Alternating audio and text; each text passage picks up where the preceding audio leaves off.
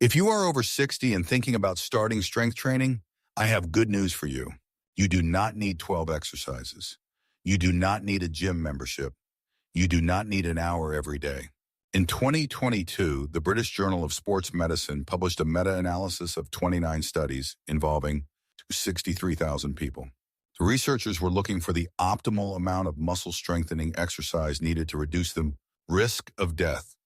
The answer surprised many people: 30 to 60 minutes per week, not every day, every week. And beyond that amount, the additional benefits were unclear. 30 minutes a week.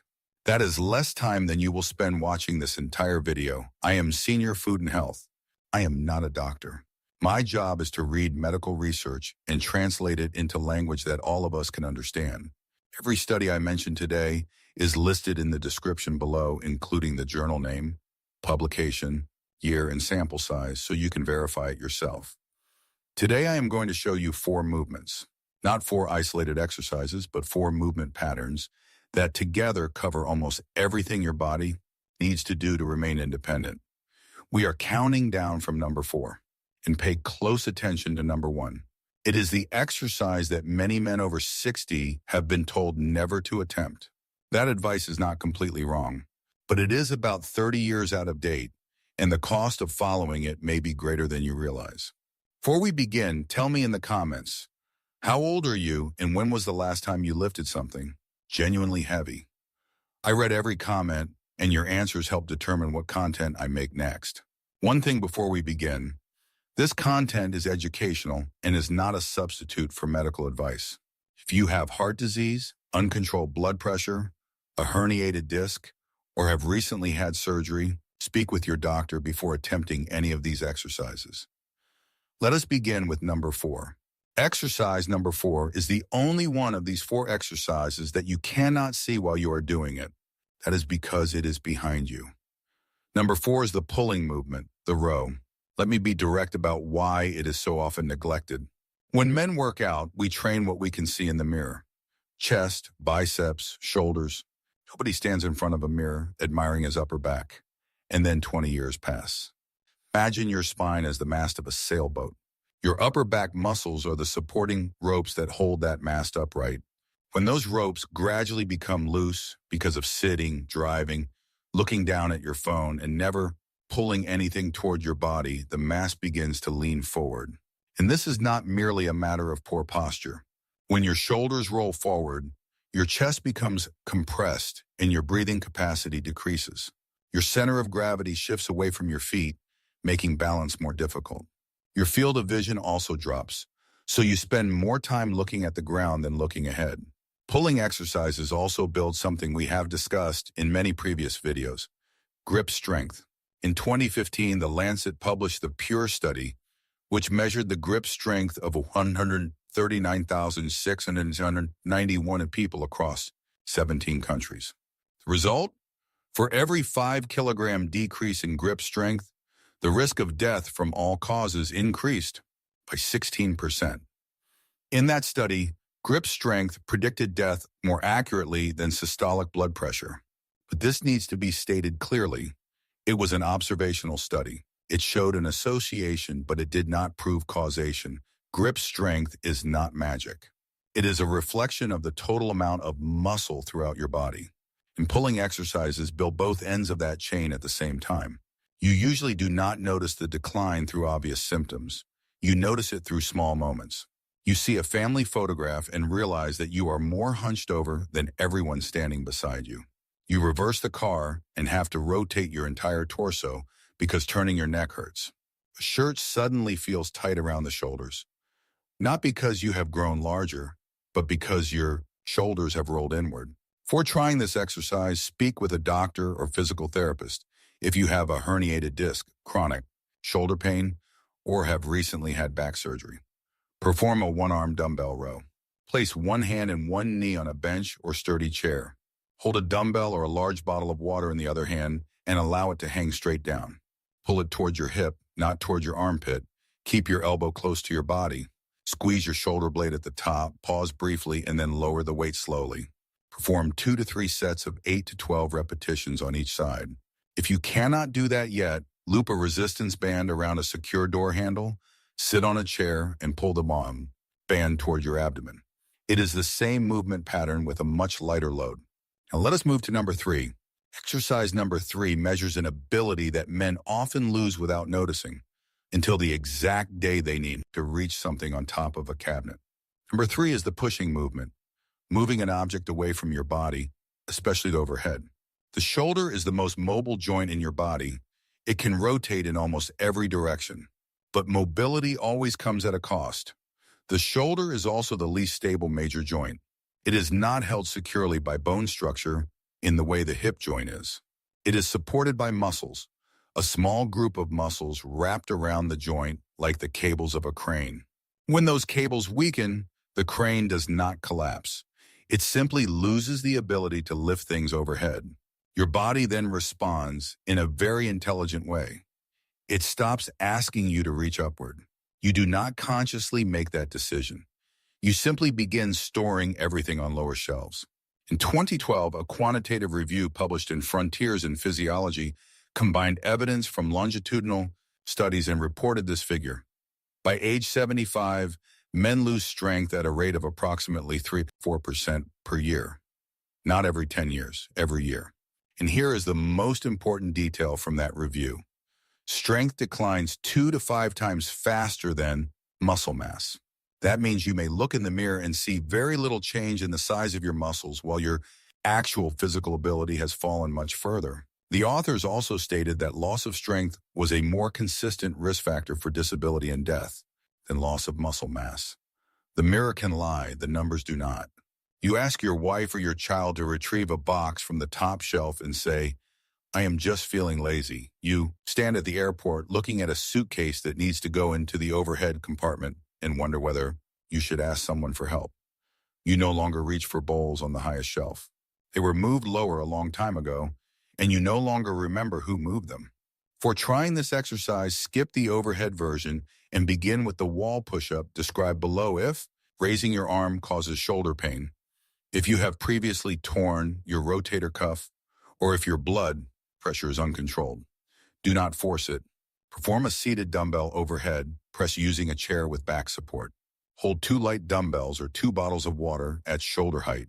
Press them straight upward until your arms are nearly extended, but do not lock your elbows. Slowly lower the weights back to your shoulders. Perform 2 to 3 sets of 8 to 12 repetitions. If your shoulders hurt it when you raise your arms, perform a wall push-up instead. Stand 1 arm's length away from a wall and place both hands against it at shoulder height. Lower your body toward the wall and then push yourself away. It uses the same pushing pattern without requiring you to reach overhead, and it carries very little risk. Pause for a moment. If you have found this useful so far, please like the video and subscribe to the channel. Every week I translate a new medical study into simple, understandable language. Turn on notifications so you do not miss the next one. The final 2 exercises are the most important. Exercise number 2 is something you already do dozens of times every day. You simply do it without weights. Number 2 is the squat, sitting down and standing back up. Every time you rise from a chair, get out of bed, stand up from the toilet, or leave the driver's seat, we're performing this movement. It may be the most frequently repeated movement in a person's life. The most important question is not how many kilograms you can squat. The most important question is how quickly you can stand up. This is where I want you to pay attention, because it changes the way you should train. Muscles have 2 different abilities. Strength is the ability to produce a large amount of force. Power is the ability to produce that force quickly. And these 2 abilities do not decline at the same rate. An analysis of 304 people between the ages of 19 and 85 found that among adults aged 60 and older, knee extension strength declined by approximately 1.1 to 1.3% per year. But muscle power declined at nearly twice that rate, approximately 2.2 to 2.4% per year. Think about the moment when you trip on a sidewalk. You have half a second, not 2 seconds. Half a second for your other leg to move forward and support your entire body. That does not merely require strength, it requires power.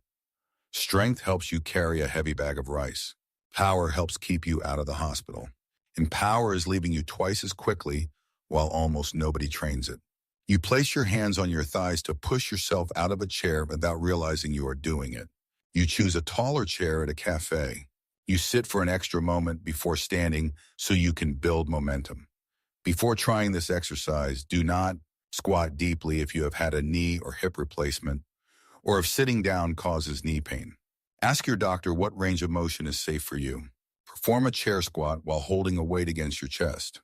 Place a chair behind you with its back firmly against a wall. Hold a dumbbell or a 5-liter water container against your chest. Lower yourself slowly while counting to 3 and lightly touch the seat. Then, and this is the important part, stand up quickly, not with maximum effort. Quickly, slow on the way down, fast on the way up. That is how you train power without needing specialized equipment.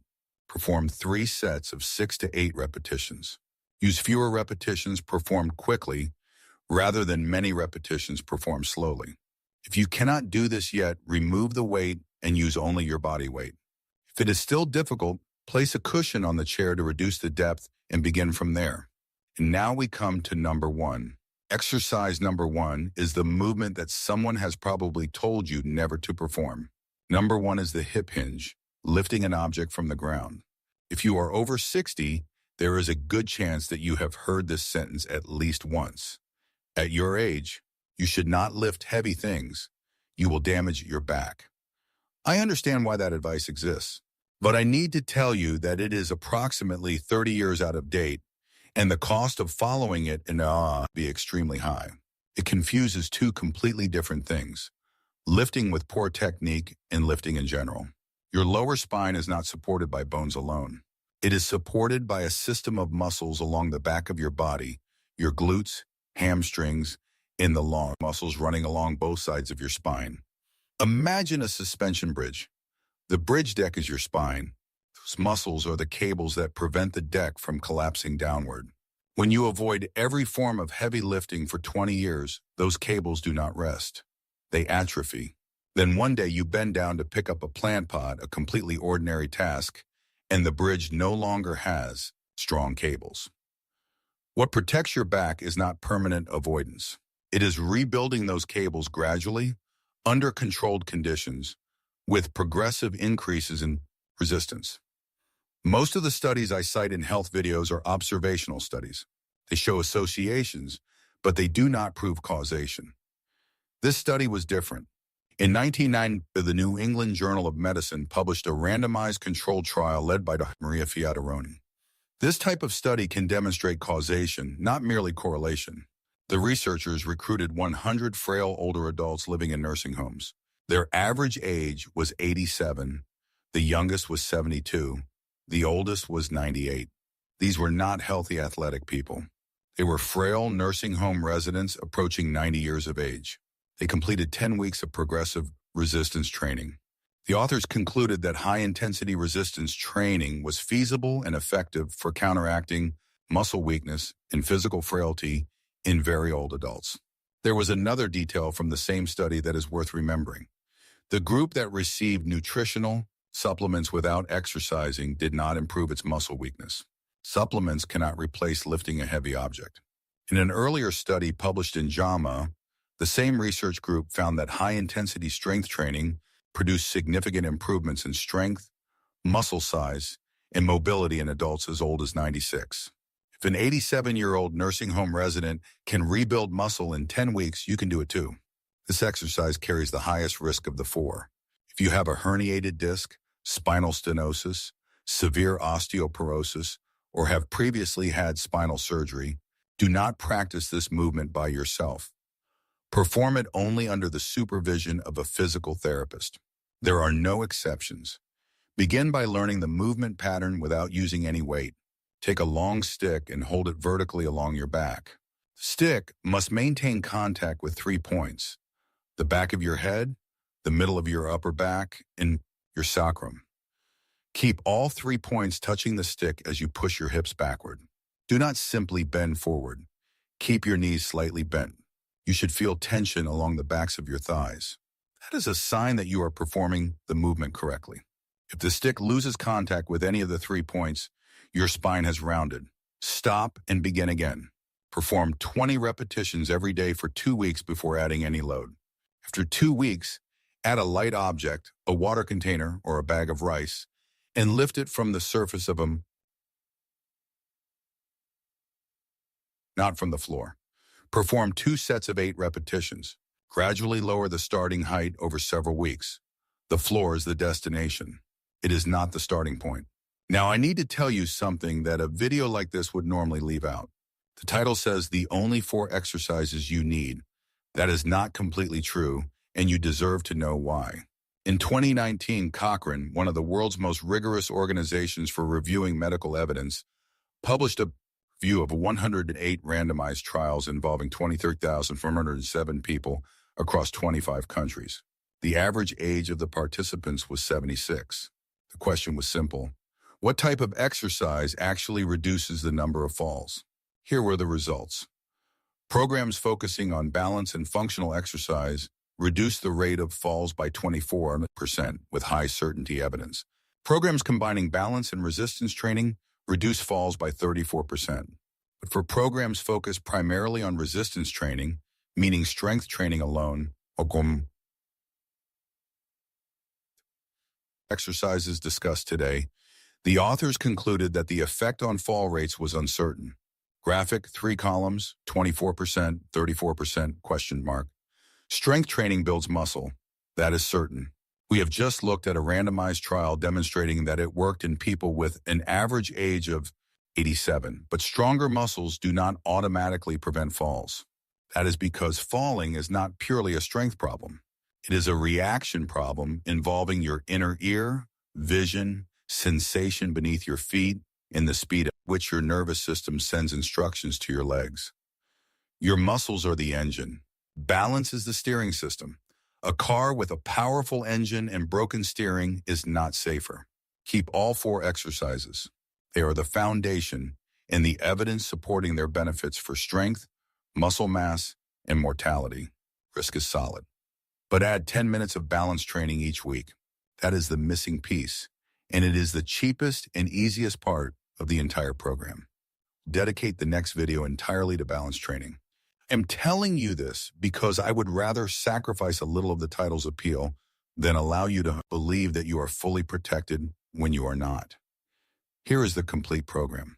2 sessions per week with each session lasting approximately 20 minutes. Session A, Tuesday. Pulling exercise, 3 sets, 10 repetitions on each side. Squat, 3 sets, 6 repetitions, lowering slowly and standing quickly. Session B, Friday. Pushing exercise, 3 sets, 10 repetitions. Hip hinge, 3 sets, 8 repetitions. Rest for 2 minutes between sets. Do not rush. Adequate rest is part of the workout. It is not wasted time. For progression, increase only one thing each week. Either use slightly more weight or add 1 repetition. Never increase both at the same time. Here is how to choose the correct resistance. At the end of your final set, you should feel that you could perform approximately 2 more repetitions if you absolutely had to. If you could perform 5 more repetitions, the weight is too light. If you could not complete even 1 more repetition, the weight is too heavy. Altogether, the program takes approximately 40 minutes per week. That fits comfortably within the 30 to 60-minute range identified as optimal by the meta-analysis, involving 263,000 people. Muscles also need raw materials. The International PRO-Age Expert Group, writing in the Journal of the American Medical Directors Association in 2013, recommended that adults over 65 consume between 1.0 and 1.2 grams of protein per kilogram of body weight each day. The recommended amount may be even higher for people who are exercising. For a person weighing 65 kilograms, that equals approximately 65 to 80 grams of protein per day. That is considerably more than the typical meal of rice, soup, and a small amount of meat. Distribute your protein evenly across 3 meals. A typical Vietnamese breakfast often contains very little protein. Adding 1 egg to breakfast is a small change that can make a real difference. There is one important exception. If you have kidney disease, especially kidney failure, do not increase your protein intake based on this video. Speak with your doctor. For you, the correct recommendation may be completely different. I want to return to the number from the beginning of this video because I believe it is the most important thing to remember today. 100 people, an average age of 87, living in nursing homes and already classified as frail, 10 weeks, and their bodies still responded. This is not merely an inspirational story. It was a randomized controlled trial published in one of the most respected medical journals in the United States. It provides evidence of cause and effect. That means the human body does not have an expiration date for adaptation. What it has is one rule that is both extremely fair and extremely unforgiving when ignored.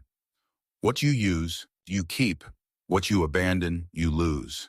If you are 65 and thinking it is already too late, that study says you have more than 20 years in reserve compared with the average participant. And those participants still rebuilt their muscles. 4 movements, 2 sessions, 40 minutes per week. That is all I am asking from you. 4 movements, 2 sessions, 40 minutes per week. That is all I am asking from you. Today, I want to hear 2 things from you. First, which of these 4 exercises do you think will be the most difficult for you? And if someone has ever told you that you should no longer lift heavy objects, tell me in the comments. I genuinely want to know where that advice came from. Second, write down the exact day when you will complete your first workout. Do not write next week. Choose a specific day. Something unusual happens when people write down a date. They are more likely to follow through.